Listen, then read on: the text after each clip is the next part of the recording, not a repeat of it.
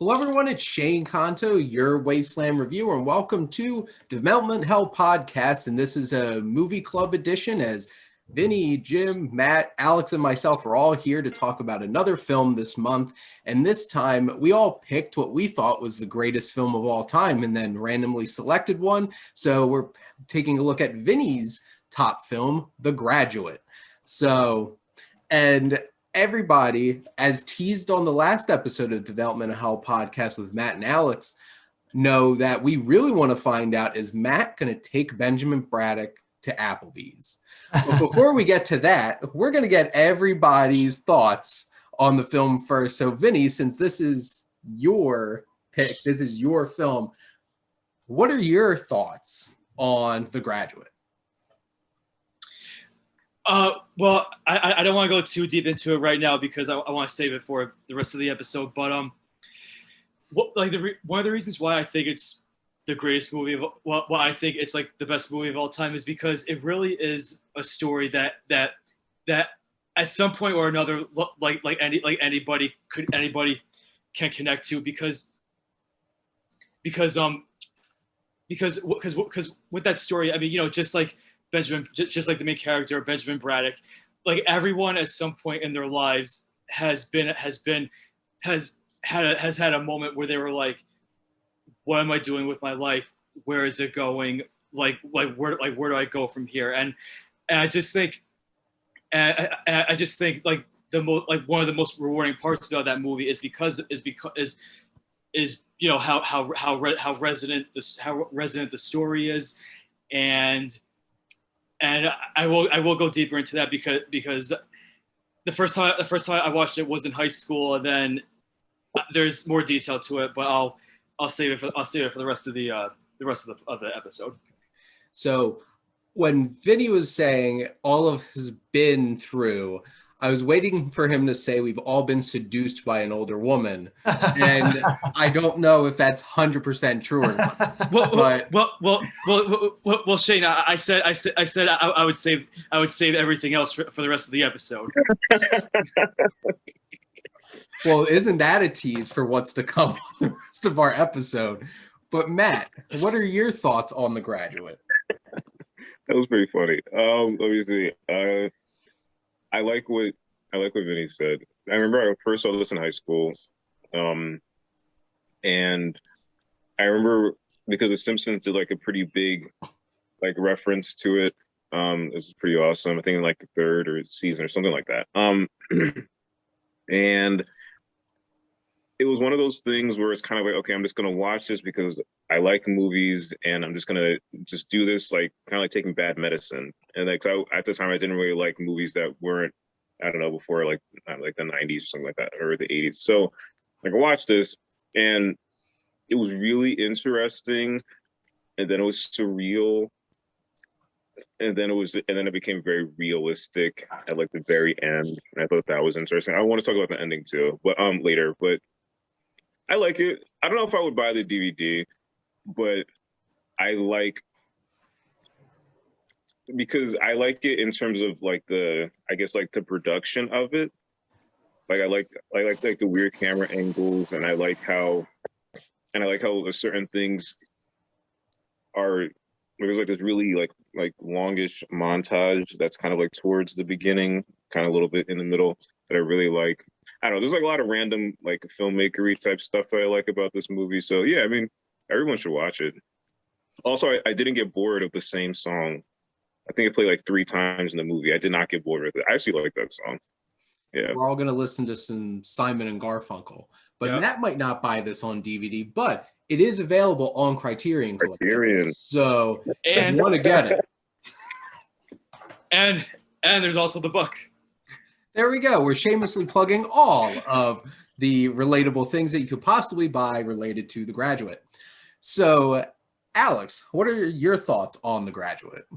Well, talking about Simon and Garfunkel, man, that music is amazing. It really is timeless music that they use in the film, and it really works as score, for the movie. I don't know, you'll have to, if you know the history of it, I don't know if they scored it for if they wrote it specifically for the film.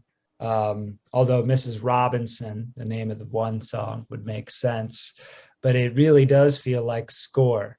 It's such a great soundtrack. And, going off Matt was saying about the filmmakery type stuff, like the subtlety of this filmmaker is just great. I mean, I've seen a couple of his other films, and I really love the way he uses the camera. I love the blocking. You could tell it's so like artistic, and his use of light and shadows to sort of tell the story. Yeah. I was really, really impressed watching it. I had seen it a few times a long time ago. And I have to admit, Vinny, I wasn't really that excited to watch this one again. I think because it's one of those movies, like you watch it and you can kind of relate to it because we've all been and had those kind of coming of age points in our life.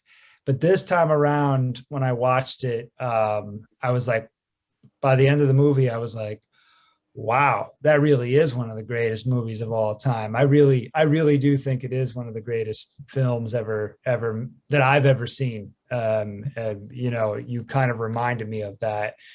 And the performances are great. And I don't know exactly what it's trying to say, but I definitely, if what I think it's trying to say, some of which I really appreciate it. It's a great film. How about you, Jim? So the first time I saw The Graduate, it was, I think, very directly related to Simon and Garfunkel. So my mother was not a rebellious young lady at all, but she loved Simon and Garfunkel. So I was listening to her records when I was in high school. And I kind of was aware that it was used as a soundtrack to this movie, and it was kind of scandalous, and that was it. So eventually, I was probably in college when I first saw this movie, and I expected it to be really sexy, and I think I was disappointed. And I sent a text to Alex about this after I watched the movie. The whole affair, which I thought was going to be really hot and sexy, actually felt very cold to me, and empty, if you will. But it was Paul Simon, basically, that brought me to this movie. And to answer Alex's question, they used previously written songs. Sorry, the director of this movie, his name is Mike Nichols. Vinnie. He was handed a stack of Simon and Garfunkel records while he was, I think it was in the editing stage. It was post, I think, even. Really? They had already cut the montage before they put Simon and Garfunkel to it, which is one of those, like, I don't know, fun, magical facts of Crazy. And the song Mrs. Robinson was actually, they were writing it as Mrs. Roosevelt, as like this Americana song, like a throwback to kind of the GI generation and the Joe DiMaggios and the Roosevelts, and kind of like, I don't know, things were really changing in the 60s. And that's what I was trying to say. It seems that this movie has, not only is it technically very good, but it also kind of hit a chord at a generational like crossroads. And I think that's why it has been given such long legs. But I have a lot of questions about the movie, and I hope you guys have a lot to say. I'm sure we do. And in terms of, this is such an interesting film in terms of the timing of when this came out, because like you said, Jim, this was a very specific time in American society and also film, because like around this time you had films like this and In the Heat of the Night and things like that. And you have films still coming out like Dr. Dolittle, and which is silly, so silly. And like Guess Who's Coming to Dinner and stuff like that. And it was a very interesting time. And what I love about this film so much is you could look at this film very specifically about what the film is and love it. And then if you think about it in the broader strokes of what it means so much, because Benjamin is like aimless at this point. And at that point, what did you do in life? You got a job. You worked in that job for like 40 years. You married a nice girl and you had kids and you had a life and you could afford it perfectly fine with any steady job that you had. Isn't that nice? And then that's your life. And here it's so interesting because you have him just, he has a college degree and really isn't driving himself to do anything. And you have him getting involved in this affair, which back to Jim's point about like, there's something dark about it. And obviously like at first he doesn't want anything about this, does not want anything to do about this. And Mrs. Robinson comes on strong, and Anne Bancroft is so great in this movie.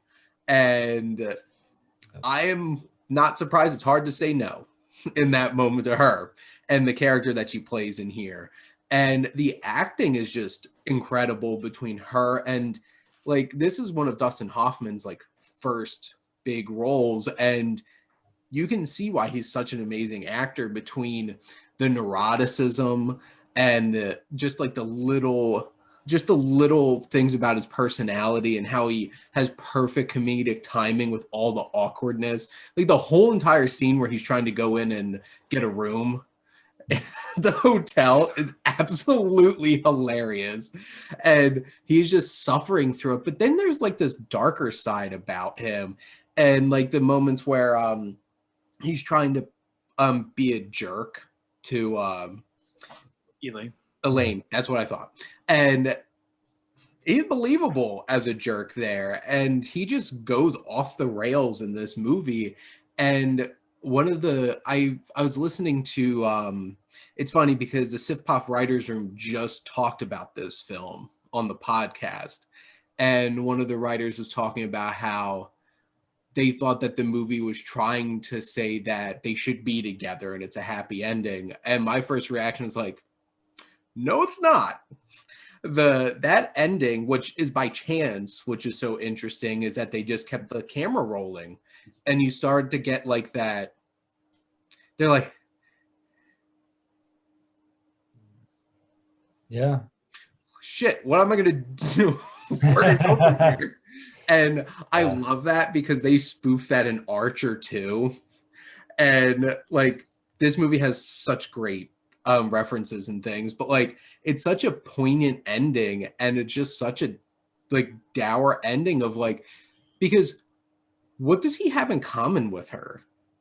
And like they go on a couple of dates and she seems nice, she's a nice girl, and wasn't that how you got married in like the 40s and 50s? It's like, oh, this person's nice, I could probably like get through a marriage with them for a long time. And I think this film's trying to commentate on that at least a little bit. And then from a technical standpoint, I went into this film because I saw this first, I think in college. I definitely didn't see this in high school. I saw this in college and I've seen this. I think this is the third time that I've seen this. And I forgot how impressive technically this film is. And I think there's like one particular shot that really stuck with me when she like slams the door with him in the bedroom. And it's this really quick shot of her breast and like really quick cut away from them. And it's just like that frantic nature of that moment is captured so well in the filmmaking. And obviously Mike Nichols has a lot of great films over the course of his career. And this is impeccably directed. I've already said a lot, and obviously I want to include everybody else into this conversation. Seems like some people have some things to say. Before we get into like the technical and acting aspects of the movie, I just want to share like my whole like connection with the movies. Like I know I said earlier that the first time I saw it was in high school, and it was our senior year. But it didn't have any connection to what we were reading at the time. I think our teacher just wanted to show it to us because we were seniors and we were getting ready to graduate. So we watched it. I think it was like the fall or the winter, when we watched it, and you know, when I first saw it, you know, I liked it, I enjoyed it, but I wasn't like that much into like older movies back then, so I didn't really think too much about it. But then I remember the next time I watched it, it was senior year of college, and you know, after taking a bunch of film classes in college, I got like, and I had like a better appreciation for movies. There was a class I took spring semester senior year. It was called Studies in Film Genre, and the genre it was focusing on that semester was comedy. And the last movie we were going to watch was The Graduate, and when I watched it in class, it was the very last period of my very last day of college classes, and that was when it hit me. And you know, and you know, that's part of the reason why that's part of the reason why it's like my all-time favorite movie, because it was just one of those like right place at the right time type of viewings that really like helps you connect with a movie much more than you would have thought you ever would.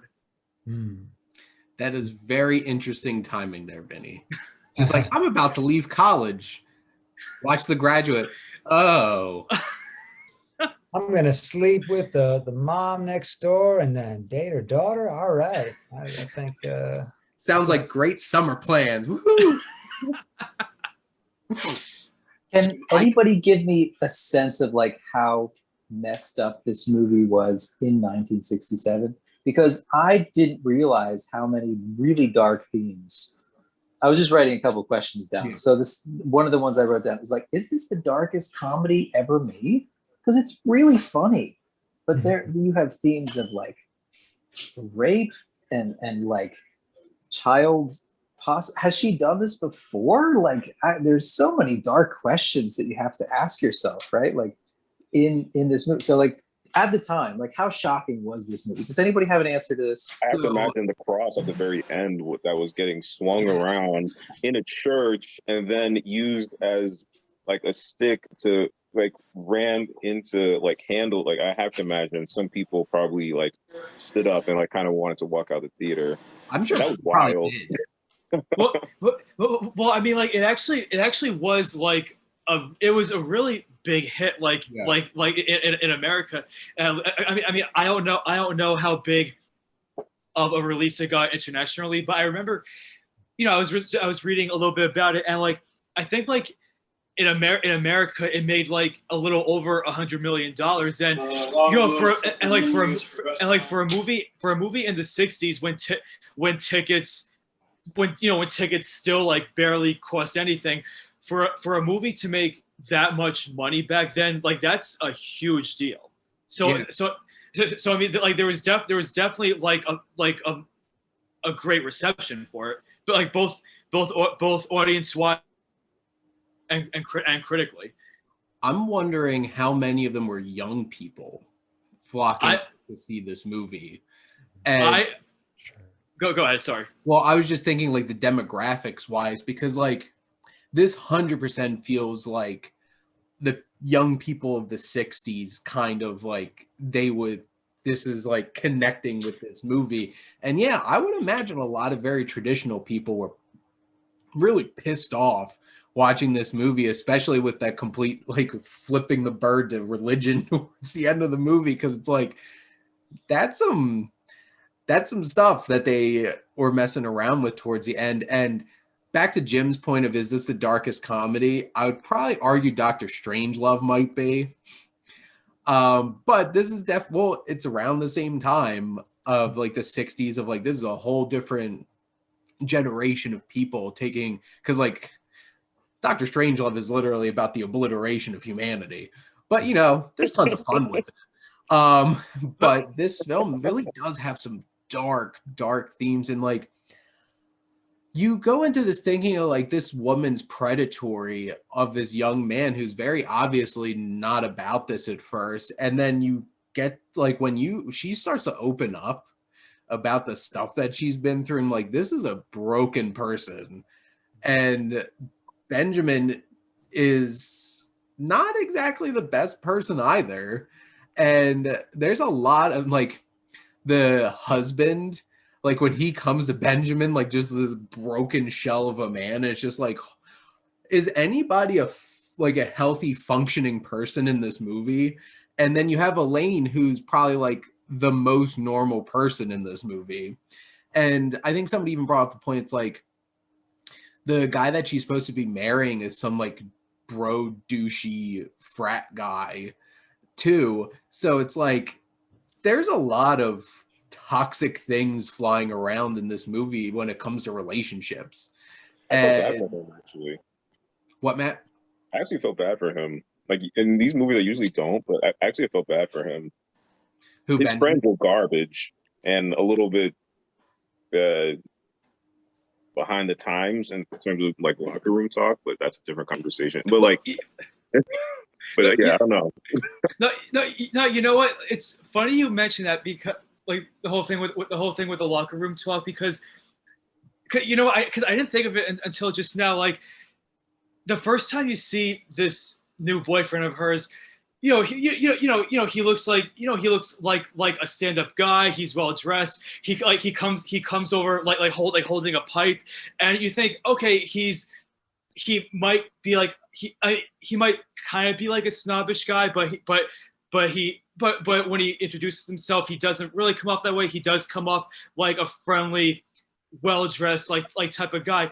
But then you have the scene later on when Benjamin visits this guy's fraternity, and it's like, is this other guy like putting on a nice guy act? Like is this guy even who he say? Is this guy even say he is who he is? Like you know, because like it just seems like a bunch of people in this movie put on an act and The Makeout King. Yes.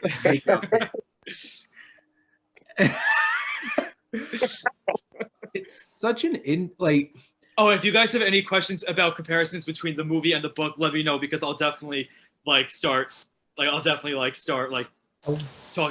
about it. I do. I have questions. So here's what I got from the movie, that they're supposed to be, both of these people, Elaine and Benjamin, are supposed to be from upper class families where you behave a certain way, you go through your life a certain way, and the life decisions that you make are informed by the class that you belong to. Is that from the book? There you go. You're talking about a theme just a theme of like them like being from like upper class like type of like waspy kind of upper class people who like have who are very opinionated about like the way one should live their life, you know. So Benjamin's making all the wrong decisions in at least the most of the movie, right? That we see him in, he's making like the wrong decisions. His dad, Mr. Feeney from I was gonna say that. Yeah. It's just like, you haven't gotten a job, Benjamin. You're just gonna sleep around all summer, Benjamin. And it's just like, it's like him just sleeping on that floaty in the pool, and it's just like, say hello to Mrs. Robinson. Hello, Benjamin. Hi, Mrs. Robinson. And it's just like that kind of pressure. And like, yeah, definitely. I don't know about the book. Vinny's gonna have to answer that question, but like, I think that's a very interesting perspective on this, because it's like, I think the whole entire movie is really hitting at that point of being rebellious. And this is very much a 60s movie, like really 60s. Oh yeah, like when the landlord guy was like, "You're not one of those outside agitators, are you?" Like that. Whoever, I forget who said this movie probably had a lot of like younger people watching this. But yeah, this movie definitely has probably like a lot of nods to people that would go, "Yeah, like, screw that guy. My parents, I hate them. Authority, I hate them." It's like this, college, Bonnie and Clyde were very much of like that time. The concept of marriage, screw that. Frame for frame, the landlord gets my best actor award on this. Without a doubt, he's perfect throughout. He's just perfect. He should play I hope he played a landlord like 10 more times throughout his career. But Go ahead. but you know, like going back to Jim's question about the whole theme about the parents telling the younger generation about how they should act. You know what? I would say probably like in terms of like how close the movie is to the book.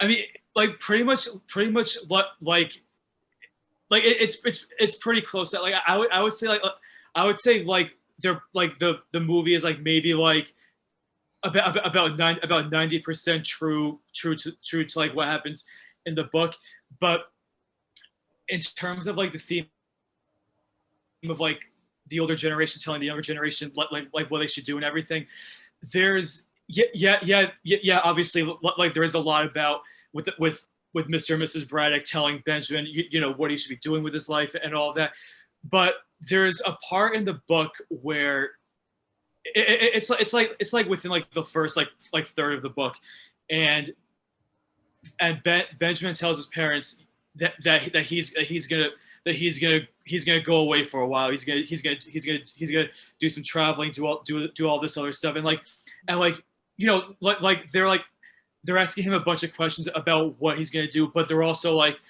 tell him, okay, you know what, you're at this time in your life, if you want to take this time and like go out and do what you want to do, go ahead and do it. Just be careful and everything. But then you're not like the book doesn't follow him during his travels. Like it kind of just like he leaves and then he comes back, and then when he comes back, his parents are asking him, did you what did you do on your trip, and like he's kind of like elusive about it, but he does share a couple of details, but it's like he tells him, oh, I went here, I went there, I slept with a bunch of women, and again, like, yeah, his parents they're like, why did you do all that, but at the same time they're also like, okay, you know what, you did what you had to do. So like, they do give him a bit of that freedom, but then they go back to, okay, now, what do you do? It's time to grow up. Like, what are you going to do? What are you going to do now? But then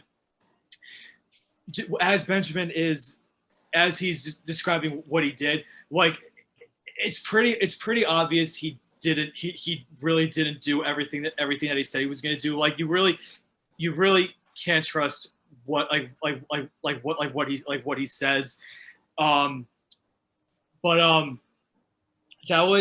That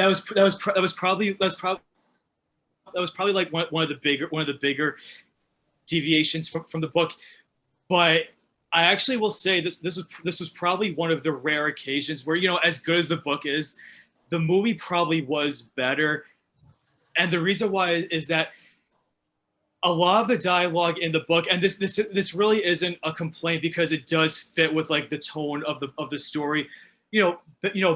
Benjamin, he's at a crossroads.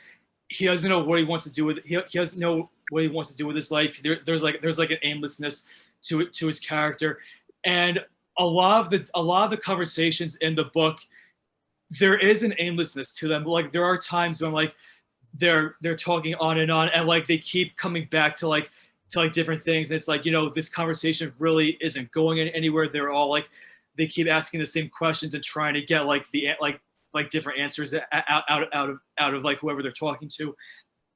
And while that's kind of like the case in the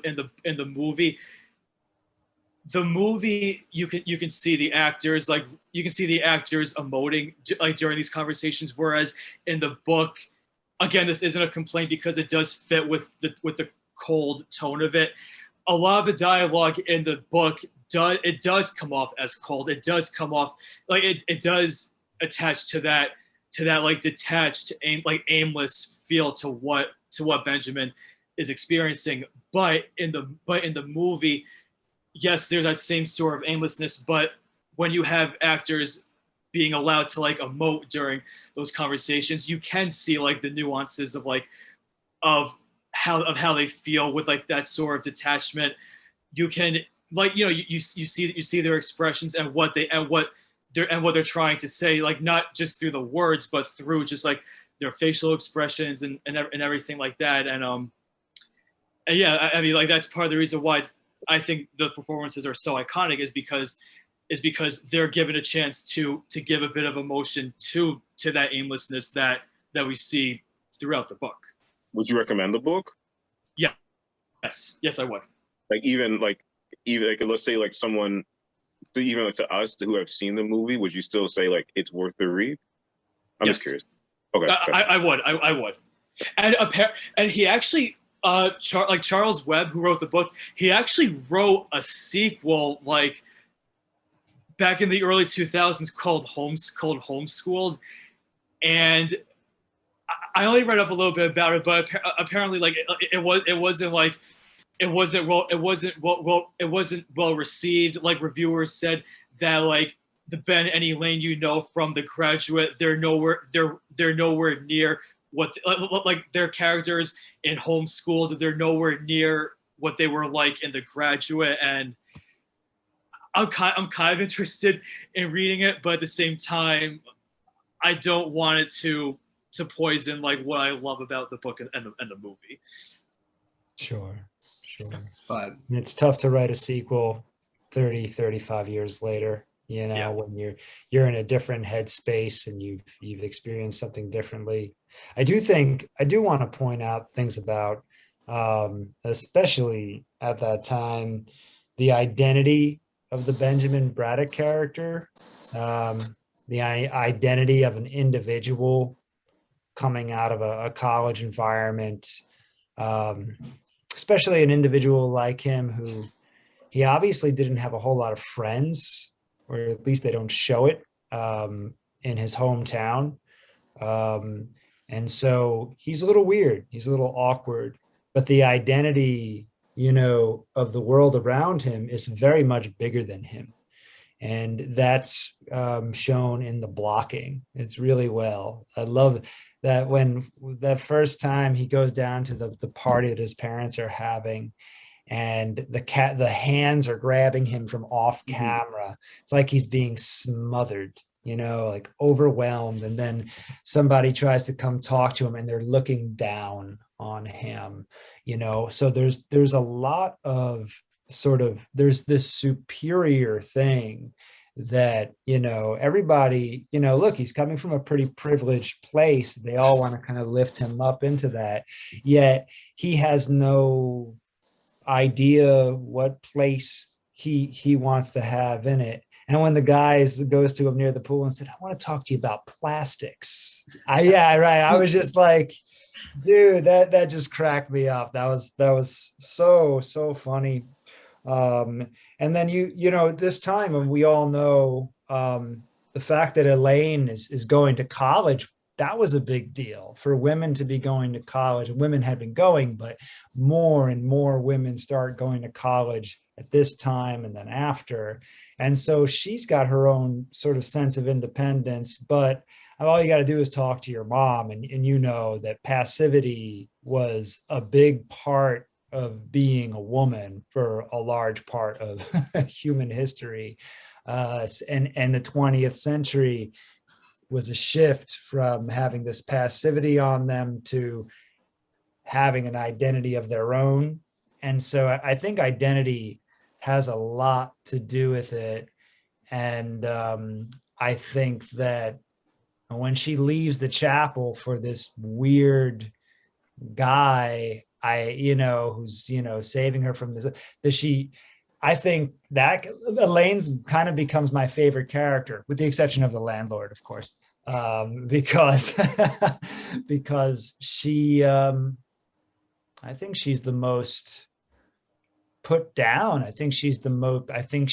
Everyone just assumes that she's going to do this or that, and leaving the chapel is like her last chance. She even says to her mom, "It's not too late for me."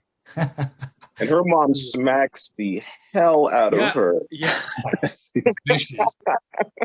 It's so interesting that you bring that up, Alex, because we get that story of Mrs. Robinson being stuck in this cold, loveless marriage. And that's the dark side of like the American dream, like the 50s home, and like you're married, you stay with your husband, you raise your kids and that thing. It's just like you just might be a alcoholic housewife who's extremely unhappy and doesn't really have anything for herself and acts out by seducing your friend's children and taking ownership, which is like she didn't want love, she didn't want a relationship with Benjamin, she just wanted that, and she takes it from him. And it's so interesting, that amazing montage of like going in one door into the bed and being in bed with like Mrs. Robinson, like that whole entire thing of Benjamin slowly falling into that place too. And Elaine does have an opportunity. And I think one of the biggest questions at the end of the movie is Benjamin the answer though? Because like it's interesting because based off of like the stuff that the guys say about her fiance and everything, Elaine could be getting into a marriage where she has this husband who's going to be successful, goes to the office, maybe kisses his secretary and fools around outside, and she's home and she's trying to do something different. She's going to college. She wants a career. And then you have Benjamin who's on the outskirts of things. But like, I feel like at the very end, it's just like that crushing sense of reality of like, yes, he's different than that setup, that expectation, but is he better? And I don't think, yeah, you know, that especially that last shot on the bus, I didn't know that it was kind of like improv, but yeah, because apparently Mike Nichols wasn't on set for that shot. oh really? The cinematographers was shooting it, and he's like, I don't know when I'm supposed to stop this. So they just kept rolling the camera, and you know, the two actors just slowly started like fading out of the scene. I think it's perfect because you know the truth is it's not better. It's just they don't know. Yeah, they don't know where they're going. They don't know what they're going to do because they haven't written it yet. You know, the traditional course, whatever it is they're supposed to be, man gets job, woman they're has off. baby. That, you know what the narrative is.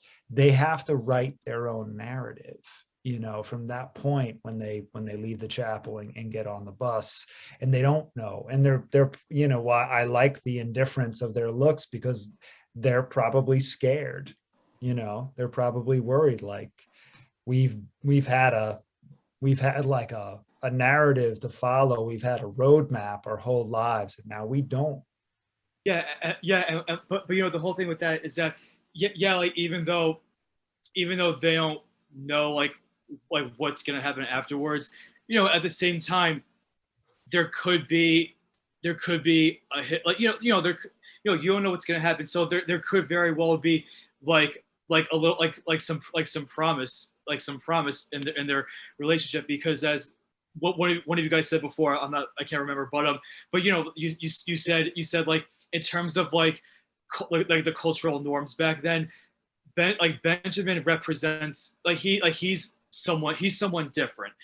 And this goes back to what I was thinking when Ben and Mr. Robinson, when they're in bed together, and like he wants to talk about Haileigh, and then she says, I don't want to talk about it, and then he says, oh well, I guess I'll have to ask her out then myself. And then she gets like really she gets really upset and says, you're not to ask her out.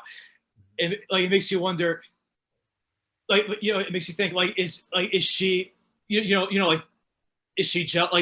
is this just because she wants Ben all to herself and doesn't want to share him with anyone, or is she worried, or is she jealous of the fact that if he goes out with Haileigh and they end up becoming a couple, then Haileigh is going to end up having like the fun, exciting life with Benjamin that Mrs. Robinson never got to have with her husband, because she's in that marriage because she had to be, because she got pregnant. So it's not as if Mrs. Robinson is against it's not as if she wants Elaine not to marry at all. She just wants Elaine to be like in that same sort of like boring marriage that she's in, which is why I think she was okay with Elaine getting married to that one guy, because Mr. Robinson figured, okay, this guy he's a safe choice. He's not gonna he's not gonna offer anything to Elaine that I never had. Like, they're gonna have the same life that I had. They're not gonna have any excitement. It's one of those like Misery loves company type of things. That's not good. That's sad. And I think she dropped out. I'm almost positive she dropped out of school. Like, when they say, because he goes to the school and it's like, wait, so where is she? So like, yeah, because the roommates, her former roommates say like, come down with a message or something. But her life, she's got to work that much harder to make her life different than her mother's. Like, her not marrying that safe bet guy, like, that's only step one in like a 100-step plan. I don't know. So that's sad. Well, and to reinforce what Alex said, it's scary.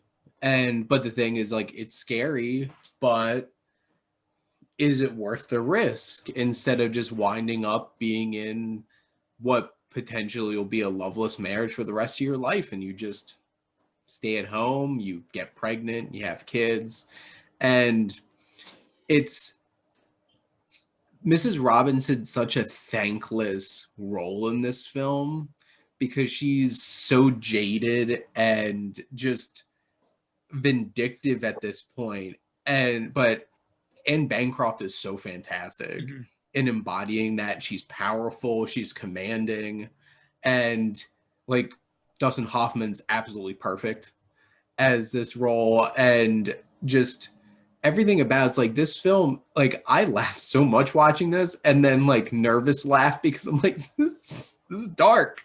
I don't know how to feel about this. And you just have so many moments like that in this film where it's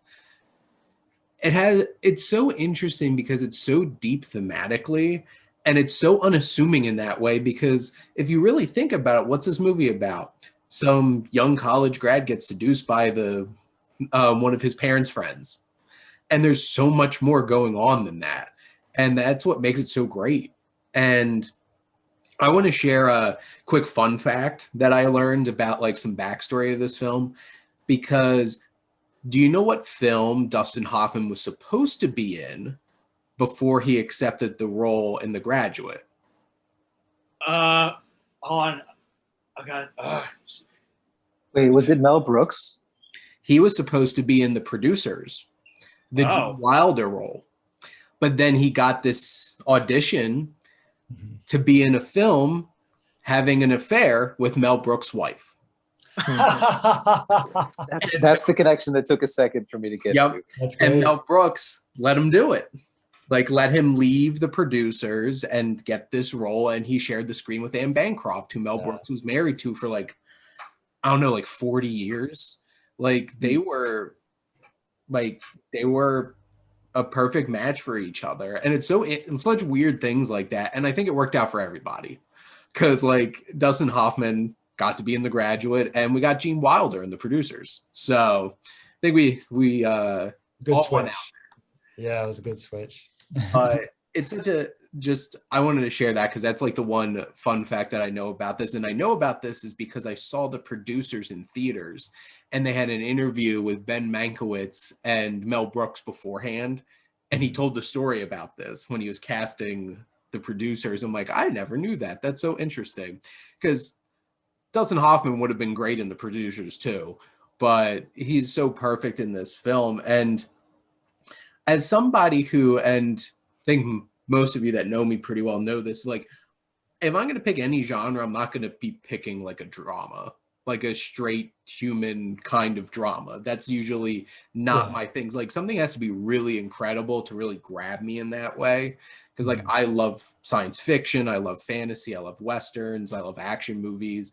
And this is so great and so deep. And Mike Nichols is such a fantastic director. And he has a very interesting filmography with Who's Afraid of Virginia Woolf before this, which, speaking of dark movies, That is a very messed up film. And looking at some of his other stuff, like right after this, he had a film called Teach Me, but then he had Catch 22, which is quite a dark comedy as well. He has like Silkwood, Working Girl, Closer. The Birdcage. Birdcage. Yeah. Oh, the Birdcage. There we go. I was gonna say, Shane, I haven't seen any of these movies. And then his last two films was Closer and Charlie Wilson's War, which I haven't seen either of them. Close, I haven't seen them either. Closer is Who's been Closer? Clive Jude Owen, Law, Nelly- Julia Roberts, Nelly That's a good Portman. movie. That's a good movie. Clive Owen. Yeah, that's a good movie. Natalie Portman. But so twisted. That movie's so twisted. I know. Oh man, not to get too off track. but it sounds like Mike Nichols has a twisted sensibility in the human dramas that he brings to screen, and I think it really works and is really important because it makes it transcend just its plot. And I think that's one of the lasting things about this film. And I know Alex talked about the music, but like the soundtrack of this movie is beyond iconic at this point. And like Simon Garfunkel, the music in this is so amazing, and just they're the perfect combination of like so many things come together to make this stand out in the zeitgeist of America at the time, because everything about the counterculture and rebelliousness of the 60s really comes together in this film. And and there's plenty of laughs to have. There's some really sad and terrible moments to endure in this film, and it challenges you. And I think that's something really special.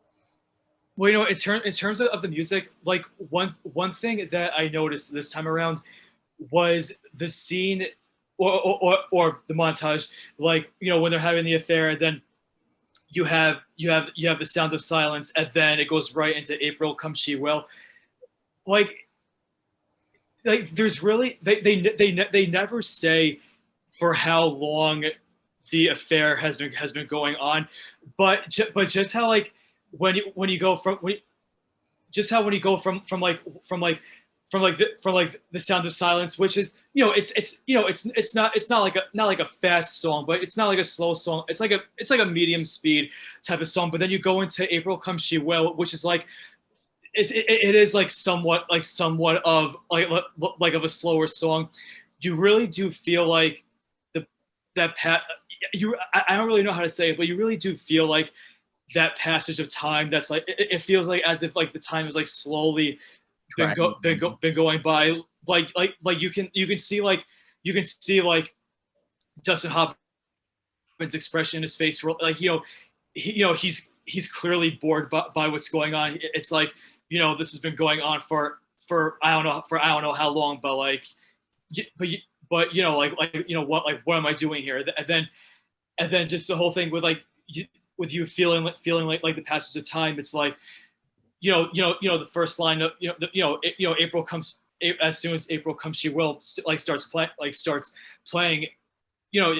It's like like, is it again I can't really say like how you feel that transition of time, but I guess saying the words April and then May and then June and July. It's like like those lyrics, they really do give you a feeling of time slowly going by, and you feel that slowness in time that Dustin Hoffman is feeling. What scene did they play April Come She Will? It was in the montage scene of them having it's like in the scene like when it goes back and forth between him at home and him in the hotel, and the montage it begins with Sound of Silence, but then it goes into April Come She Will. It's interesting because throughout the film, it's like he comes right out of college, he has all this promise, he's at that party, and like people are like plastics. And just like the whole world's at his fingertips. And then he gets snatched into this web. And because think about it, what's Mrs. Robinson's life like? same shit, different day. Like, it probably feels like a time warp of just the same day over and over and over. Like, to be honest, I can't. So, as somebody who's very structured, regiment oriented, and always is setting up plans and goals and stuff like that to move forward, I can't imagine life as somebody where it's just like, what's the urgency to the next day? And I imagine being a stay-at-home wife, you're just like, what do I do on this day? The same thing that I do the other day. And it seems like she just drinks the days away. And it feels like Benjamin begins to fall into her tempo, her life, that web, and his life comes to a screeching halt. And then you find him like without any energy or passion to move forward or progress, just laying on that raft in the pool, just like no passion to go anywhere or do anything. And I think that reinforces what you were talking about, Vinny, is like that passage of time just like drags, and he's just walking like a zombie through things. But Matt, what were you gonna say? No, because I like what you said. Like, it's like she makes it like acceptable, but she permisses him to like, well, it's okay. Like, maybe just don't do anything. Like, it starts off with her husband saying like, oh, it's like sow your wild oats. Like, maybe you're going too far. Maybe it's okay to relax. And then she 100% makes him relax. Yeah, I don't like what you said. I have just a bunch of random bullet points, and then I have to go. But I was kind of curious about some of your takes, everybody. So number one, when he jumped inside the pool in the diving suit and he's breathing really hard, I immediately thought of Darth Vader. I mean, wow, how could I not? Jackie Brown opening, same as this one. Apparently, it's like an intentional reference that Tarantino was making. Wait, Tarantino's seen movies? Yeah. The record, I didn't bring up Tarantino on this episode. Tally mark. Like, Richard Dreyfuss was this was either his second or third movie role. He was the guy when Elaine screams, and then everyone was kind of like huddled at his door. It's like, what's going on? Why is she screaming? He's the guy that said, "You want me to get the cops? I'll get the cops." So that was interesting. That was him? Yeah, that was him. I wanted to punch that guy in the face. I'm like, oh my God, you knee-jerk cop collar. You know, yeah. Matt, Matt, I'm sorry to interrupt, but I just want to say, like, now speaking of Tarantino, now all I'm doing now is picturing Mrs. Robinson and Ben doing the dance contest in Pulp Fiction. There it is. I think Benjamin will be a lot less smooth than Vincent Vega. A lot less smooth. Robinson. I don't want to dance with you, Mrs. Robinson.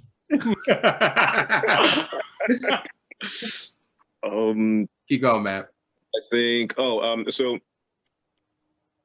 I really connected with him in the beginning about the aimlessness. I guess on a personal level, I guess like right when maybe like sophomore year when I was like unsure of what major I wanted, but then I definitely like Google academic advisors and other people like helped me kind of like avoid that senior year kind of like, oh crap, what am I gonna do next? So I don't know. So that was, but I remember feeling that way. And then when I was a senior, I remember being happy that I didn't feel that way because a couple other people I knew, like, it's understandable. Like, you're going to like the next chapter. But grad school is kind of like a really awesome pause button of kind of like, I mean, don't think about it. Just add more loans to it. It's okay. It makes it better. I had the same pause button, Matt. And I was also trying to figure out what the hell I wanted to do with my life because I realized I didn't want to be an accountant. So you type in go to YouTube, on YouTube, type in college humor graduate school. They make a lot of funny jokes about grads. Oh my. Yeah, I just love that.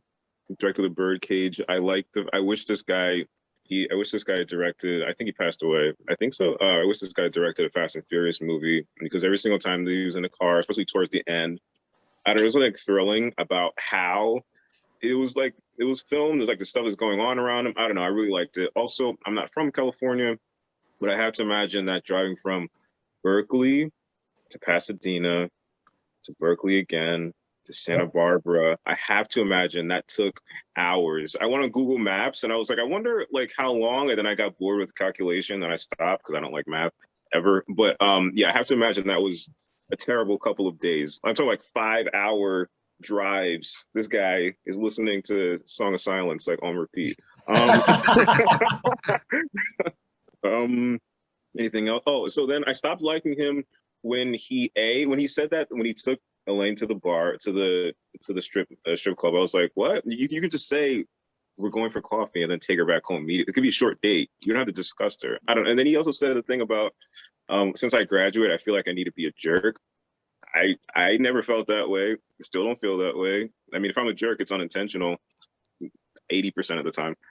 But like, I don't know. So his aimlessness and then turning into him not wanting to do anything about it. And then also like his parents pressuring him, but then not giving him any resources. Like there's certain random things. There's nothing about the movie in particular. It's a me thing that I'm kind of overlaying on the movie, where I just like, I'm pissed off at what I'm watching, these character choices, or like these, like, where I'm making parallels to people in real life, and it's hard for me to separate it, I guess, sometimes. But so that was kind of like the thing that stopped it. And then it went from, because I remember when I was in high school, I was like, oh wow, so this is gonna be sexy. Okay, this is interesting. And then you see like the shots of like the nudity, and it's like, whoa, they do this in 60s movies? Okay, interesting. And then it got into like, it was like funny, then like surreal, because it's like, do people really do stuff like this? Would I do that? And at the very end, it was like really, like when they're sitting in the car, in the bus, that actually, like, I felt sad. Like it was like an uncomfortable feeling of like, you guys are scared, I'm scared for you. I have no idea what's gonna happen next. Like, girl, you just dropped out. Dude, where you leaving your car? You know what I mean? Like, I don't know. There's like random things that popped into my head. And the last thing was, Alex, you already said it, but I really like the light stuff. I really like the fact that the director was completely fine with either using silhouettes or just a completely dark room. You can't even see anybody, and they're just talking. I don't really ever see that ever, actually, and it was cool. I mean, maybe I haven't seen like every movie ever, so I usually go back to the stuff that I always go back to. But with Kill Bill, when the lights go out, I immediately thought of that. I was like, oh crap, it's one of those type of things. This is nice. I watched Kill Bill Volume 1 yesterday. Yeah. But Matt is not allowed to leave until he says, is Ben going to Applebee's? He doesn't take no for an answer. It's like, he doesn't take no. Like, chill out, Ben. Okay. Ben, how long have you been dating this girl? What are you talking about? She's okay. Her mom, like, her family hates you. What do you think Thanksgiving is going to look like? Don't get out of there. Get out of there. So that's my, no, because then he's going to, because like, if I take somebody, then it's the three of us, and then Ben is going to fall in love with her, and then he's going to try to like steal her in the parking lot. It's going to make a whole big thing. So no, I can't. No I can't. Applebee's for Benjamin. Or I'll put in the group text, hey, like Ben, we should all hang out, and then like, of course he's gonna suggest like some awkward place. I feel like we're only allowed to watch movies with like not great male protagonists that we would not want to hang with. Basically any Kubrick movie. I was just going to say, actually, there are some subtle things that he does with the camera and the lighting, the silhouettes, and the symbolism in this that remind me of like a much less heavy-handed Kubrick. Like if Kubrick, especially the 70s Kubrick, like the post 2001 Kubrick, much less heavy-handed than Kubrick. But there was one shot in particular, I forget what shot it was. I was like, oh shit, this looks like a Kubrick shot, you know? Was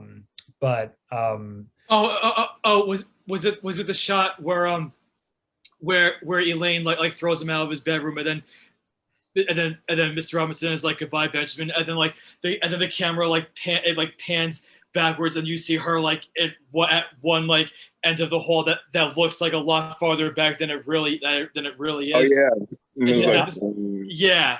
Yeah, Is that the one? I don't know about. I actually just realized. I think it was a different movie I was watching. It was actually The Aviator that I was watching. You know, but still, like little things like that, the reminded me of Kubrick a little bit. And before you go, Matt, I have one thing I had to point out, because this is the first time I noticed it. The white and black, and the white on black. And, you know, there's a lot of use of white and black, especially in the hotel room with Benjamin and Mrs. Robinson. And then did you notice the day that he decides that he's going to marry Elaine Robinson, he's going to marry their daughter, when his mom comes into the kitchen? Best reaction ever. Yeah. Oh yeah, that was good too. But she was wearing a spiral white and black dress when she came in. I like that. So it's funny to me. I feel like his mom, whatever, has kind of mastered whatever this role is. I mean, she seems to be happily married and a lot of friends. She seems to be on cloud nine every day. So she comes in with the white and black dress on, whereas Mrs. Robinson, she's typically dark black against like a white background or a white and black. I think I don't know what it means. I think it has a lot to do with entrapment, you know. I think it has a lot to do with this sense of being trapped. That's what she's stalking him, man. She was toying with him like a predator with her prey. Mm-hmm. Yeah, and not in a hot way, in a bad way. To your point, to your text message, Jim. No, it was not hot. It was not. the whole thing with predator and prey, you know, that really. That goes back to like Mike Nichols, Mike Nichols, like really great command of like the different technical aspects, because as far as the costuming goes, you quite often you see Mrs. Robinson wearing like leopard and cheetah prints on her clothing, and then when they go into her house and they go to the bar, outside you see all those plants, you see like all those like huge plants that give off like a jungle like type of vibe. Mm-hmm. Yeah. That's cool. No. I didn't even think about that either. I don't feel like watching a movie again. Just the first time I want to think of more points, but it's like, nah, I'll just Google something. First time I noticed that, that sort of stuff, in this film. So yeah, that's also this movie. Like, you guys remember that meme? There's like that lady that's crying.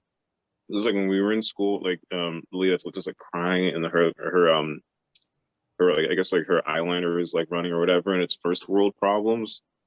This movie is the first movie. It's all over the place. Benjamin, cheer the hell up. Benjamin, look at your pool. Calm down. Like, what are you talking? Call the office of, like, I don't know, like career study. Like, do something. Like, also, Dad, stop complaining that he's not doing anything, and ask him, what do you want to do? Mm-hmm. Not just like stand over him and just nag him to death. Of course, that's not going to work. But also, I don't feel bad for Ben either. Webben. No, I was just gonna say, like, one thing as far as like Benjamin's parents go, it's like this in the book as well. Like, I feel like the father he's a lot more pushy in terms of like the type of life that he wants Benjamin to follow, whereas the mom, in the movie there's a scene when he's shaving and she comes in to talk to him, and then there's a scene in the book where like he's like lounging in like their den, and then she comes in to talk to him, and like in the scene, both in the book and in the movie, yeah, the mom is trying to figure out, she is trying to like push Ben for, well, not really push it, but she's trying to like get some answers out of him, but at the same time you really do feel like she's a lot more she's more patient than the father. Like you can tell that she's you can tell that she maybe has her son's best interests in heart, like maybe a little bit more than the dad. Well, I don't know. Like I just felt like that was like a small thing. What you're bringing up, Vinny, plays into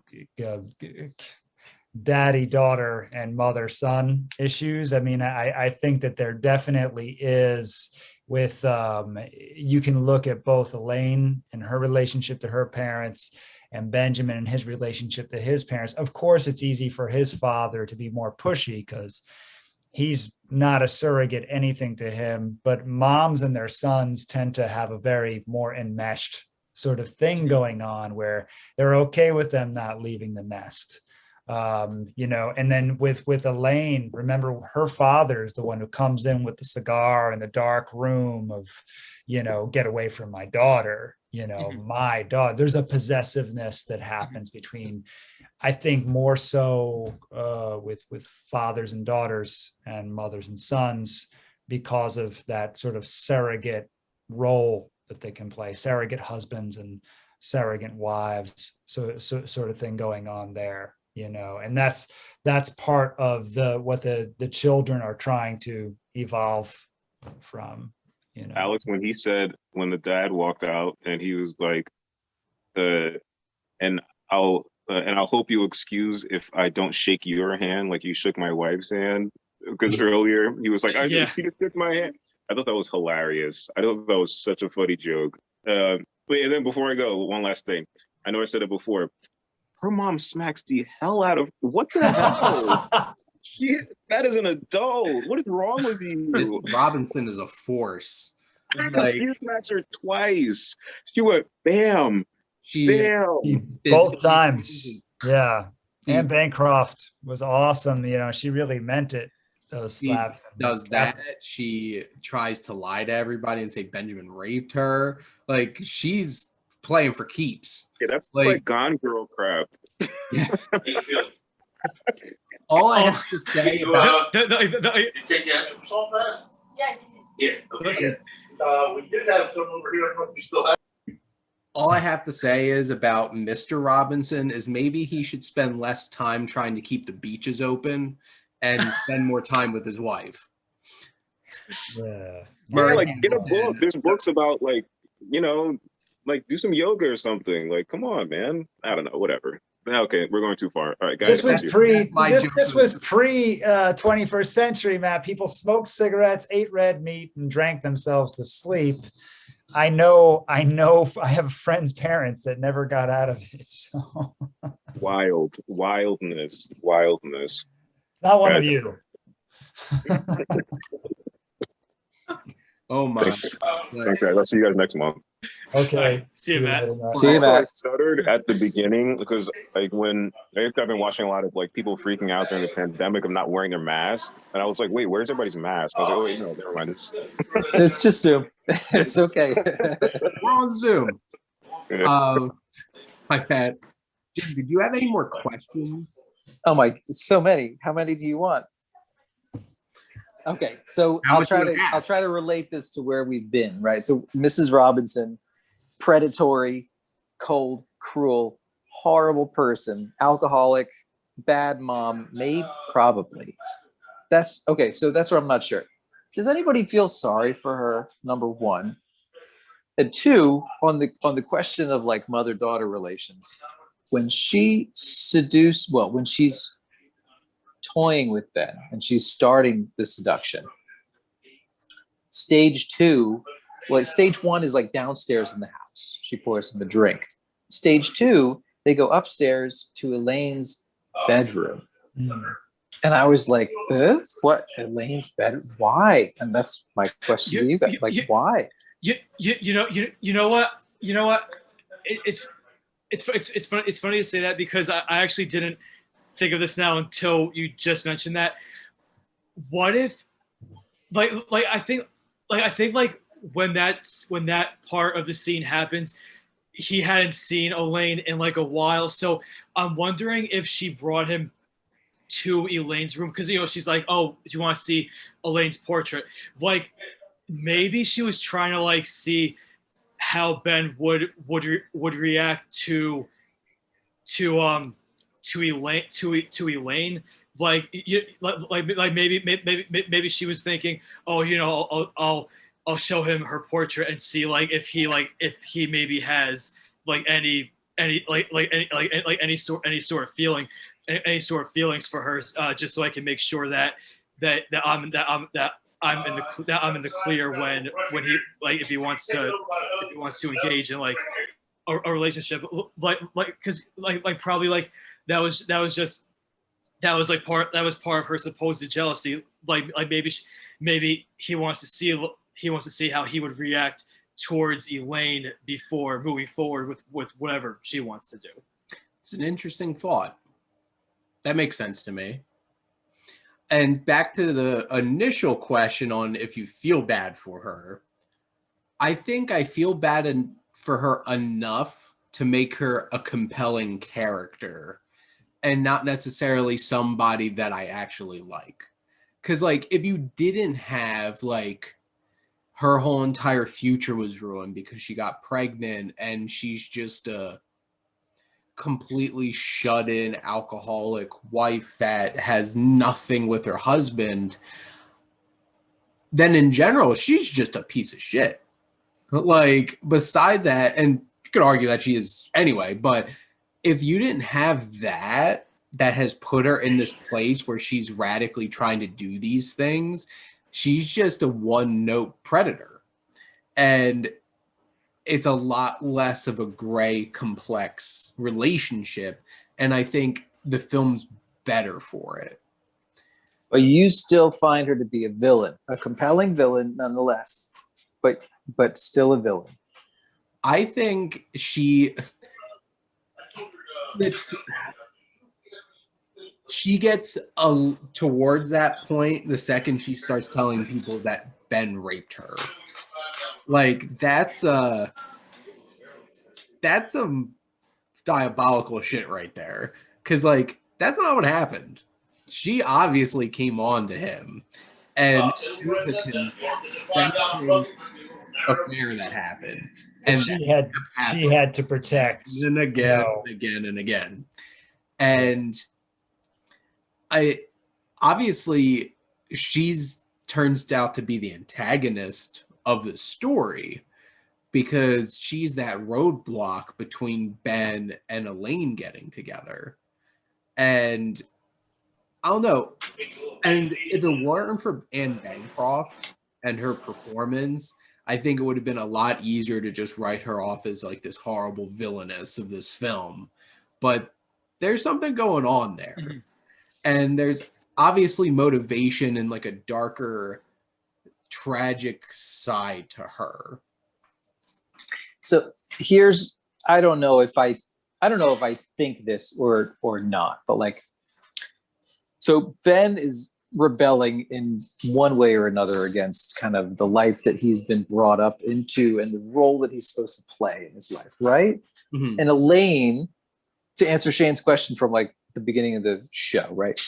What they have in common is that they both feel stuck there, right? And they kind of share that in the second half of their day. It's almost like 2 dates, right? Yes. When they finally connect over fast food in the car, there's the rock music playing outside and it's too loud and he doesn't want to hear it. I'm not really sure why, because I feel like he should be into it. But anyway, they connect on that front. But is not Mrs. Robinson also kind of rebelling against her situation? She is. And I think that's her way of rebelling, is to have this affair. And I guess for Ben, it's and I guess this is an interesting question to ask too, because is he a better fit for Elaine or for Mrs. Robinson? Because just from purely a connection standpoint, because obviously the long-term prospects of having an affair with the mother of one of your, I guess, former classmates and the friend of your parents who's married, there's not a whole lot of prospects to that. Obviously, there you could have that physicality, and they certainly do plenty of times. But is it like Ben at some point has to think about, like, I want to go into the future and have something of my own? And really, all he has with Mrs. Robinson is this clandestine thing that you can't get past having anything. And he tries to talk to her about herself, and she pushes him away. And he tries to have a more human connection with her, and she doesn't want it. And that's the complexity of that relationship. But like, I think it's interesting to think, like, does he have, like, is he a better match for Mrs. Robinson or Elaine from like a person to person connection and taking out of the context of where they are in their lives? But we also, how much do we really know about Mrs. Robinson? Because we're kind of in the same place as Ben. She won't open up to us either. We don't get scenes with her away from Ben, really. So, I mean, what we do know is that she got pregnant unplanned, and it sounds like she doesn't really love her husband. She's married to him, and they're well-to-do. You know, they're pretty comfortable financially, and she's an alcoholic, and she's unloved. You know, she's taken care of financially, but she's not, you know, taken care of in any other way. So that's all we know, you know. And that she used to be interested in art, yes. But that was taken away from her, maybe. Or maybe that's the way she sees. I don't know. I guess she's perceived because, like, was she going to school for it? Like, she gets that whole entire prospective future taken away. And I feel like it feels like she just was driven headlong into this loveless marriage and decided to drink it all away. And, like, I know, Jim, you brought up a question earlier. Has she done this before? And, like, has she? I don't know. Maybe that's her cycle. And maybe this is the first one that, like, he challenged her for feelings. Because that's the thing. Because, like, imagine she has this thing with some douchey guy who's just like, yeah, I'll have sex with an older woman. And it's just like, doesn't want anything deeper than that. Chris Pratt. Chris Pratt circa 2011. But then Ben's not that. Ben wants a connection. He wants more than that with Mrs. Robinson. He caught feelings, it appears, or maybe not as far as that, but like at least he caught a connection and wants to have, because like, and I think we could all speak to this on our own personal level, but like certain kind of people are okay with just having like, I can go out and sleep around, and other people aren't okay with that. And to be honest, I'm not really okay with that. Like, I want to feel like I have a connection to somebody if I'm going to go to that level with somebody. Like, well, I feel like there was a point where I think it was a scene when you know, it was one of the later scenes when they're at the hotel and Benjamin, I forget like what they're talking about, but no, it was right. It's right when Mr.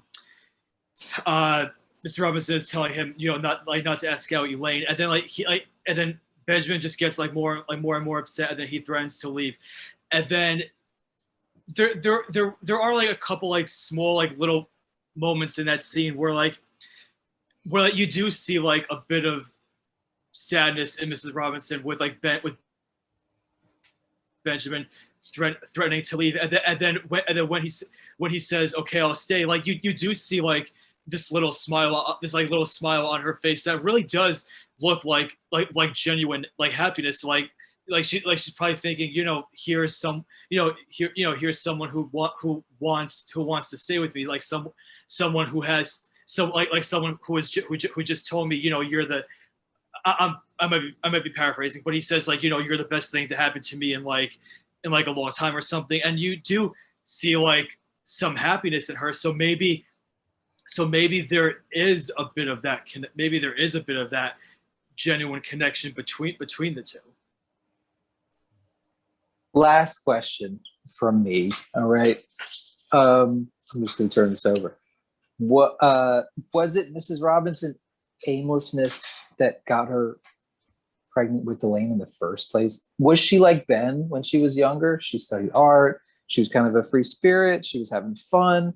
And then she got knocked up and she felt like she had to do all these things, make all these decisions, get married, become a mother. And she wasn't ready for them. Like, I don't know. Was she maybe like Ben back in the day when she was a student? I don't think I have an answer or a theory here. I never really thought about that, but like, and back to my question too, like, I legitimately think that they're a better connection than Ben and Elaine. Yeah. Because from like a purely like human standpoint, like, I think in a different world, in a different situation, I think Mrs. Robinson and Ben would probably be happy if they met at like a younger time or a different time. But I disagree with you, King, and here's why. Because despite the fact that they're having sex, they're so, there's a coldness to it. And then that scene that you guys are referring to, when they kind of get into a fight because he's talking about the daughter. In that scene, he's trying to get closer to her and he can't get any warmer, but the scene with Elaine, this is one of my favorite scenes in the movie, is when she goes and visits him in that, that little place he's staying temporary near her college. And he wraps his arms around her and he goes like, "Will you marry me?" Maybe, there's something so cute and affectionate. There's more affection in that scene for me between those two, and comedy, than there is in all the sex scenes with him and Mrs. Robinson. And that's why I disagree that they'd be a better match. I disagree, but maybe for a different reason. Like, I think that Ben and Elaine have much more common ground. They've got something to build on. They're like, if all right, so if this is about generational conflict, right, then Mrs. Robinson has to be the enemy. And Elaine and Ben at least have that much in common, that they're the same age and they're idealists from a similar place in society. They kind of get where each other come from. They may not have any practical skills. They don't know how to make a life together, but like, I feel like they'd have a better shot because, especially given the time they are, it's Berkeley in 1967. I mean, nobody over the age of 30 belongs in Berkeley in 1967, right? Like, I feel like they would have a better shot for those reasons, because of what they have in common. We're almost all timed out. Yeah. In our 30s. Also, the one thing they do have in common is they're young. They're still youthful, and they don't have the baggage that, or at least I assume so, they don't have the baggage that Mrs. Robinson has. I guess it's interesting because, like, I love this film. I think this is an amazing film. And this is all just from like curiousness, because this is the kind of film that has that depth that you can really dig in and to really sink into this kind of stuff. I guess it's really coming from what kind of perspective you come from, because like being young and from a similar background to me isn't enough of a thing to be in a relationship with somebody or to like connect with somebody. And I guess like it really depends on what kind of perspective that you come from and what you value in a relationship potentially can see that. Because like from my perspective watching this film, I think they're a doomed pair at the end, because I don't think they really have anything in common on a human, like a personal level, it's like, yeah, you could come from similar backgrounds and be around the same age and be world apart from each other.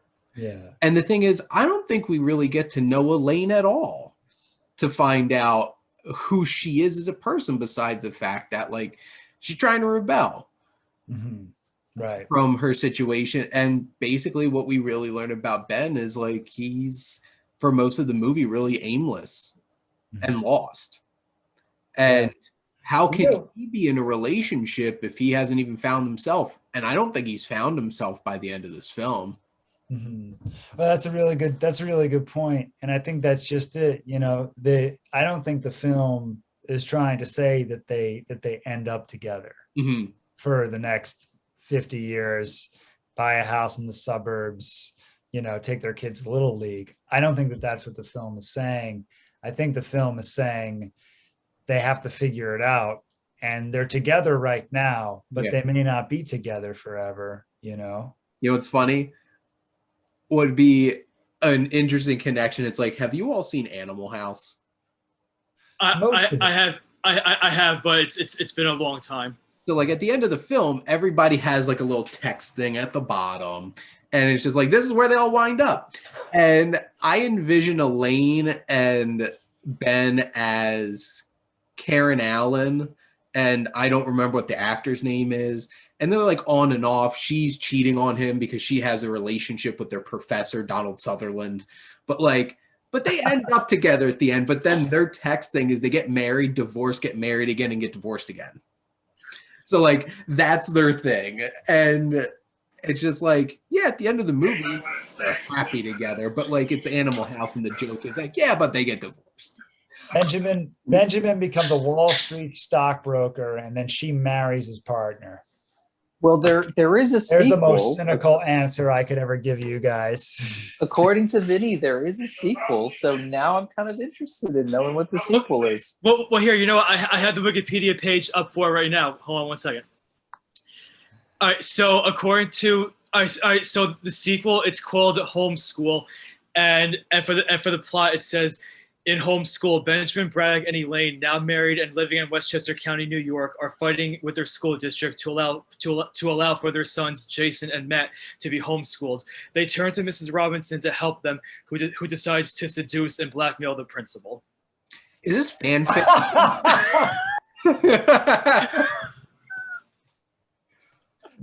No. I don't know, man. I don't know. What? Wait. Who seduces the principal? It says Ben and Elaine turn to Mrs. Robinson to help them, who decides to seduce and blackmail the principal. The novel is set in the 1970s. Charles Webb stated that Ben chose to do homeschooling because he felt disenchanted with education, a message that was in the previous novel. So Mrs. Robinson's like the T-Rex at the end of Jurassic World. They just open the gate and bring her back out. It's the same one, you know. So I mean, it sounds trashy enough that I might just want to read it, just to see what happens. Trashy sequels, but yeah. It came out in 2007. Damn, that's hilarious, man. I would not want. Well, I wouldn't want to watch that movie. I wouldn't want to see a sequel to that movie. Like,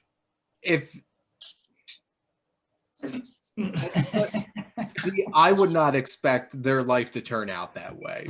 But I would watch it if they did it as a comedy with I don't know, Chris Pratt, and like if Judd Apatow directed it as a comedy. Yes. Oh, Jason Schwartzman. Not a dark comedy, just a straight up ridiculous comedy. Would Jason Schwartzman be Ben? I could see that. Oh, yes. Yes, I could see that. Totally. Have it take place in like 72 or something. And just move it to Rushmore. Like combined sequels. Now I'm really fan fictioning. Never mind. Let's stop this right now. That's so weird. I don't know how to feel about that. But I guess at this point, we've dug real deep into the relationship and psychological perspectives on all these characters. Does anybody have any final thoughts on The Graduate?